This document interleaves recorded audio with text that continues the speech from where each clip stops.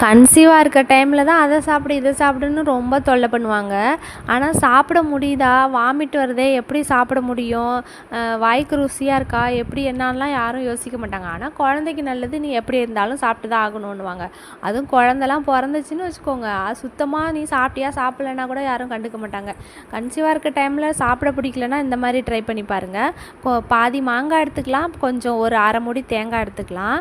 அதுக்கப்புறமா ஒரு ஸ்பூன் கருப்பு உளுந்து, ஒரு காஞ்ச மிளகாய், கொஞ்சம் கருவேப்பிலை சேர்த்து வறுத்துட்டு அடுப்பை ஆஃப் பண்ணதுக்கப்புறம் கொஞ்சம் ஜீரகம், 4-5 வெந்தயம், அதுக்கப்புறமா இது கூட ஒரு பச்சை மிளகாய், ஒரு சின்ன பீஸு இஞ்சி எல்லாத்தையும் போட்டு அது கூடவே ஒரே ஒரு சின்ன வெங்காயம் போட்டு உப்பு போட்டுட்டு பெருங்காயத்தூள் போட்டு நல்லா அரைச்சி எடுத்துக்கலாம்.